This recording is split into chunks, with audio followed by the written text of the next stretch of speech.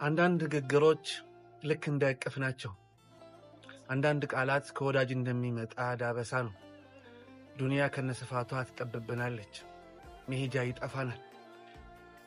ከወዳጅ በሚመጣ ንግግር በጆሮ ገብቶ ልብ ላይ ይሰክንና ልባችን ረጋ ይላል። ሰዎች ይጎዱናል፣ ልባችን ይሰበራል። ሰዎች ልባችንን ይሰብሩናል። ከወዳጅ በሚመጣ ቃል ግን ልባችን ይጠገናል። ሐዘን ውስጥ እንሆናለን፣ እንጨነቃለን፣ ድብርት ውስጥ እንገባለን።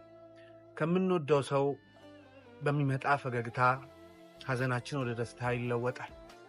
ወዳጄ ዱንያ ከባድ ናት። አንዳችን ለሌላችን እንሁን። አንዳችን የሌላችንን ሸክም ቀለል እናድርግ። ስብራትን እንጠግኝ። ወዳጄ እኔ ያለው አላህ ያስደስታችሁ።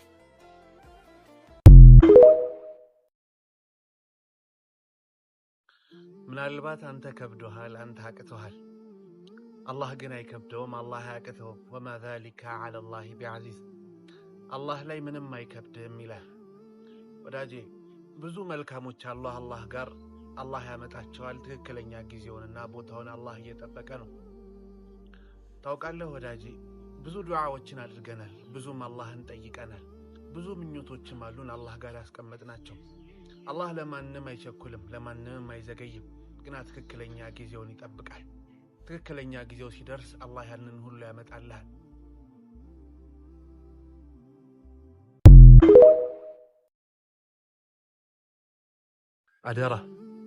አደራህን ወዳጄ፣ ንግግርህና ተግባርህን አደራ። የምንኖረው ከሰው ጋር ነው።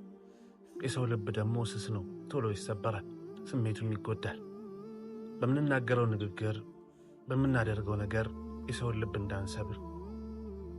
ምናልባት እኛ ቀላል ነው ብለን ትንሽ ነው ብለን ያወራነው ነገር የሰውን ልብ ይሰብራል፣ ቀኑን ያበላሻል፣ ምሽቱንም ያጨልማል። ወዳጄ የምንወዳቸውንም ሰዎች በዚህ ምክንያት ልናጣ እንችላለን። ታውቃለህ ሁሉም የራሱ የሆነ ሸክም አለው። አንዳንዱ ስራውን፣ ሌላው ቤተሰቡን፣ አሊያም ሌላ ብዙ ሐዘኖችና ችግር ውስጥ ነው የሚሆነው። እኛ ደግሞ አንጨመርበት።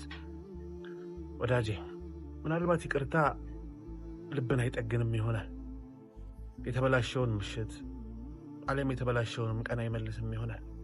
ግና በትንሹም ቢሆን ልብን ያረጋጋልና ያስቀየምናቸውን ያጠፋንባቸውን ሰዎች ይቅርታን ጠይቅ።